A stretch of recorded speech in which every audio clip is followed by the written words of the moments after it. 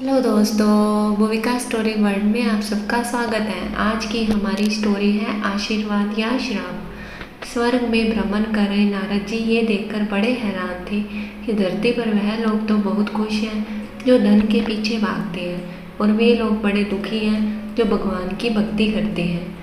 इस विचार से ग्रस्त नारद जी काफ़ी परेशान हो गए और जब उनसे रहा नहीं गया तो वह सीधे पहुँचे बैकुंठ धाम।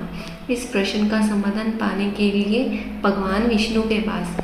नारद जी जैसे ही भगवान विष्णु जी के धाम पहुँचे, भगवान विष्णु उनके मन की बात पहले से जानते थे। विष्णु भगवान ने नारद से कहा, चलो धरती लोक पर चलते हैं और आपके प्रश्न का समाधान पाते हैं। दोनों साधु का वेश धारण कर धरती लोक पर पहुँचे। वह दोनों सबसे पहले एक बड़े व्यापारी के द्वार पर भिक्षा मांगने के लिए गए। उन दोनों को अपने द्वार पर देखकर व्यापारी बड़ा गुस्सा हुआ, उन्हें भला बुरा कहा और बिना कुछ दिए उनको वहाँ से जाने के लिए कहा। जाते जाते साधु के रूप में भगवान विष्णु ने उसे आशीर्वाद दिया कि तुम्हें और भी ज़्यादा धन मिले। नारद जी को यह देखकर बड़ा आश्चर्य हुआ, लेकिन वह कुछ नहीं बोले और भगवान विष्णु के साथ चलते रहे। थोड़ी देर बाद वह एक बूढ़ी माँ की कुटिया पर पहुँचे। वह गरीब बूढ़ी एक छोटी सी कुटिया में रहती थी। उसके यहाँ जाकर जब दोनों साधुओं ने भिक्षा मांगी तो बूढ़ी माँ बोली, मेरे पास तो आप लोगों को देने के लिए ज़्यादा कुछ नहीं है, लेकिन हाँ, मेरे पास एक गाय है जो दूध देती है। अगर आप चाहो तो मैं उस गाय का दूध धोकर लाती हूँ। आप दोनों के लिए उसे पीकर अपनी भूख शांत कर सकते हैं। साधुओं के हाँ कहने पर बूढ़ी माँ ने दोनों के लिए दूध का इंतजाम कर दिया। खुश होकर साधु के वेश में विष्णु भगवान ने जब बूढ़ी से कहा कि बताओ तुम्हें क्या चाहिए, तो बूढ़ी माँ ने कहा कि मुझे कुछ भी नहीं चाहिए, बस आप आशीर्वाद दीजिए, मेरे लिए इतना काफ़ी है। आशीर्वाद देकर दोनों साधु वहाँ से जाने लगे। तब जाते जाते विष्णु भगवान ने बूढ़ी माँ से कहा कि तुम्हारी गाय कुछ दिनों में मरने वाली है। वहाँ से थोड़ा आगे जाने पर नारद जी बड़े परेशान हो गए और विष्णु भगवान से बोले, यह कैसा न्याय है भगवान आपका?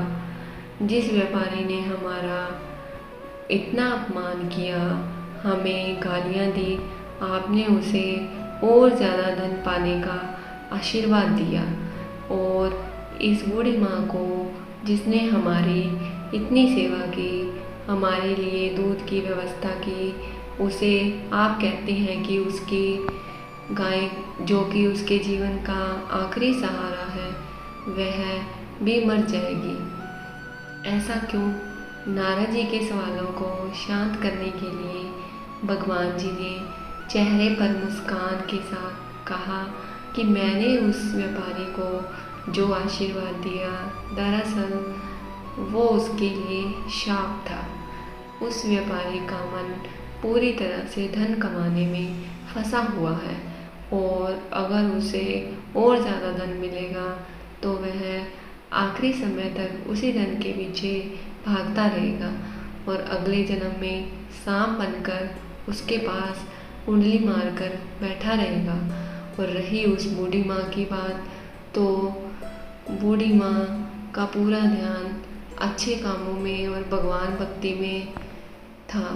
हाँ, सिर्फ थोड़ा सा मन उसका उस गाय में अटका हुआ था, और वह अपने आखिरी समय में उस गाय के मुंह में यह चिंता करती रहती कि उसके जाने के बाद इस गाय का क्या होगा, क्या कोई उसे हानि पहुंचाएगा या मार डालेगा, और वह पूरी तरह से मुक्त नहीं हो पाती।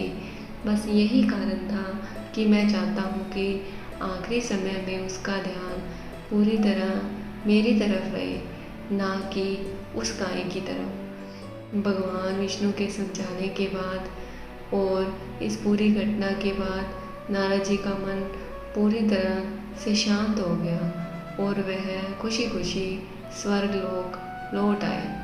दोस्तों, छोटी सी ये कहानी हमें कहती है कि हमें अपना जीवन अच्छे कामों में समर्पित करना चाहिए, ताकि अंत के समय में भी हम अच्छे कामों के बारे में सोचें और भगवान के बारे में सोचें और इस जन्म मरण के बंधन से मुक्त हो सकें। दोस्तों, मेरी ये कहानी आप सबको कैसी लगी कमेंट सेक्शन में कमेंट कीजिएगा। कहानी को लाइक एंड शेयर ज़रूर कीजिएगा और चैनल पर नए हैं तो चैनल को सब्सक्राइब करना नहीं भूलिएगा। Thank you.